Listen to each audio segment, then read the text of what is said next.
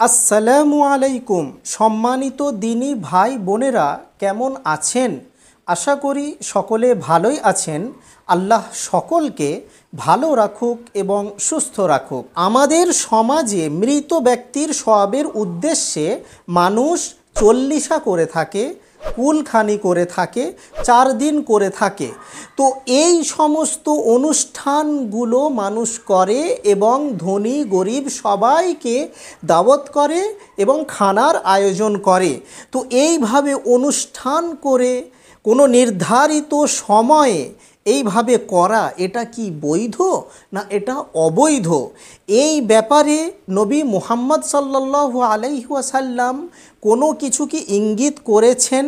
সাহাবায়ে কেরাম রাদিয়াল্লাহু তাআলা আনহুম আজমাইন এবং উনার পরবর্তী মানুষেরা এগুলো কি করেছেন বা এগুলোর সমর্থন কি করেছেন? তো এ ব্যাপারে বিস্তারিতভাবে এই ভিডিওর মাধ্যমে আমি তুলে ধরব। মনে রাখবেন, বর্তমানে কিছু সংখ্যক আলেম বলছেন যে এই চল্লিশা করা, কুলখানি করা এটা পুরোপুরি বৈধ, এটা কোনো অবৈধ নয়। তিনাদের কাছেও দলিল আছে। এবং কিছু আলেম বলছেন এই রকম করা এটা হচ্ছে অবৈধ, এটা হচ্ছে বিদআত, এটা করা যাবে না। তো এগুলোকে নিয়েই বিস্তারিতভাবে আমাদেরকে জানতে হবে রেফারেন্স সহকারে। সর্বপ্রথম আমাদেরকে জানতে হবে যে মৃত ব্যক্তির জন্য আমরা যে ওয়ারিশ, আমরা কি কি করতে পারি। উনি তো এখন মারা গেছেন, জীবিত নেই, তো কবরে শুয়ে শুয়ে উনি কিভাবে নেকি লাভ করতে পারবেন? আমরা পৃথিবী থেকে জীবিত অবস্থায় উনার জন্য কি এমন কাজ করতে পারি যার কারণে উনার কবরে নেকি বৃদ্ধি হতে থাকবে, যদি কবরে কিছু আযাব হয় সেটা দূর হয়ে যাবে। তো এগুলোকে নিয়েই আমি স্টেপ বাই স্টেপ বলছি রেফারেন্স সহ, এগুলো একটু লক্ষ্য করবেন। নাম্বার 1, মৃত ব্যক্তির জন্য আপনি দোয়া করতে থাকবেন। আপনি তার মাগফিরাতের জন্য দোয়া করবেন। আপনার বাড়িতে যতজন আছে সকলে সেই মৃত ব্যক্তির জন্য দোয়া করবে। তিনার কবরে যদি কোনো আযাব হয়ে থাকে তাহলে আল্লাহ সেই আযাব দূর করে দেবেন। তো আপনি মৃত ব্যক্তির জন্য দোয়া চাইতে পারেন, এটা বৈধ। 2 নম্বর হলো আপনি মৃত ব্যক্তির সওয়াবের উদ্দেশ্যে দান সদকা করতে পারেন। আপনি নর্মালিভাবে যেভাবে দান করা হয়, যে কোনো গরিব মানুষকে আপনি দান করতে পারেন, অথবা আপনি সদকায়ে জারিয়া করতে পারেন, মানে মানুষের কল্যাণের জন্য এমন কিছু ভালো কাজ করা যার দ্বারাই মানুষ উপকৃত হতে থাকবে।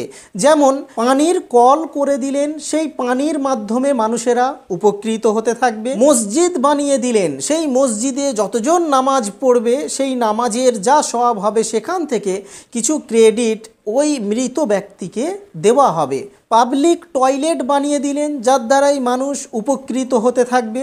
মাদ্রাসাতে কিছু বইপত্র আপনি কিনে দিলেন, বা কোরআন শরীফ আপনি কিনে দিলেন, মসজিদে দিলেন বা মাদ্রাসায় দিলেন, সেগুলো যখন পড়া হবে তো তার মাধ্যমে যে নেকিগুলো হবে সেই নেকির ক্রেডিট ওই মৃত ব্যক্তিকে দেওয়া হবে।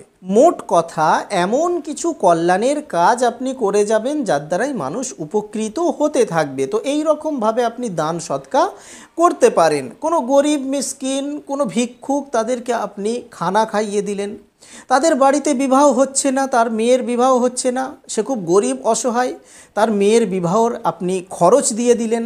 তো এই রকম বিভিন্ন ধরনের দান সদকা যেটা মানুষের উপকারে আসতে পারে, এইভাবে আপনি সেই মৃত ব্যক্তির জন্য করতে পারেন। এগুলো জানার পরে এবারে আমরা জানব যে ওই অনুষ্ঠান করে, নিমন্ত্রণ করে যে খাওয়ানোর একটা আয়োজন করা বিবাহের মতো, তো এই রকমভাবে কি মৃত ব্যক্তির জন্য করা যাবে? দেখুন, এগুলো যে আমি বললাম যে দোয়া করা বা দান সদকা করা, তো দান সদকার মধ্যে এটাও তো আসে যে গরিব মিসকিনদেরকে খানা খাইয়ে দেওয়া, এটাও তো দান সদকার মধ্যে পড়ে। সুতরাং আপনি গরিব মিসকিন, অভাবী, অসহায়, তাদেরকে আপনি খানা খাওয়াতে পারেন, তাদেরকে আপনি খানার মাধ্যমে আপনি দান করতে পারেন। কিন্তু কোনো অনুষ্ঠান করে খাওয়ানো এই রকম কোনো জায়গায় লেখা নেই, এবং কোনো নির্দিষ্ট দিন ঠিক করা যে 40 দিনেই করতে হবে, 3 দিনেই করতে হবে, 4 দিনেই করতে হবে, এই রকম কোনো উল্লেখ নেই। এবং এর সাথে সাথে একটা কথা মাথায় রাখবেন, আপনি যখন দাওয়াত করছেন তাহলে অনুষ্ঠান তো করবেন না, তার সাথে সাথে আপনি ধনী মানুষদেরকে আপনি দাওয়াত দিচ্ছেন এমনটা করতে যাবেন না, আপনি গরিবদেরকে দাওয়াত দেবেন।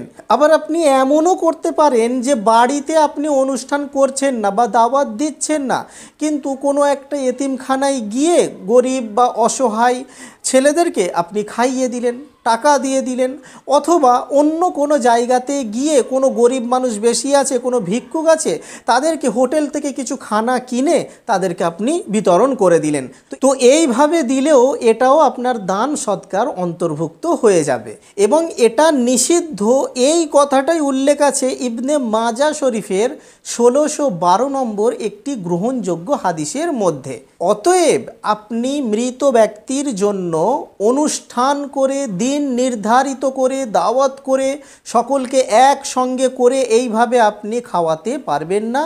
এটা হলো একটা বিদআত এবং এটা হলো ইসলামী নীতিমালার বহির্ভূত একটি কর্ম।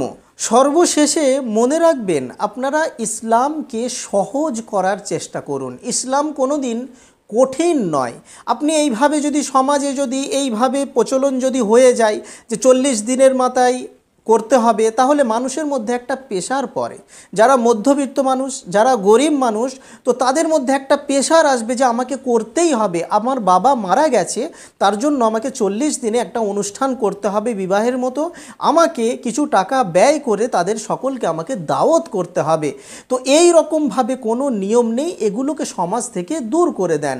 এগুলোর কোনো নিয়ম বা কোনো ইঙ্গিত, কোনো ইশারা হাদিসের মধ্যে পাওয়া যায় না। নবী মুহাম্মদ সাল্লাল্লাহু আলাইহি ওয়াসাল্লামের কোনো হাদিসের মধ্যে ওনার কোনো কথাতে এইরকম ইঙ্গিত পাওয়া যায় না। এবং সাহাবায়ে কেরাম রাদিয়াল্লাহু তাআলা আনহুম আজমাইন এবং ওনার পরবর্তী যে সমস্ত ওলি আল্লাহ মানুষরা চলে গিয়েছেন, ওনারা কেউ এই রকম কিছু করাকে সমর্থন করে গেছেন বা করেছেন, এই রকম কোনো কিছু আমাদের সামনে পাওয়া যাচ্ছে না।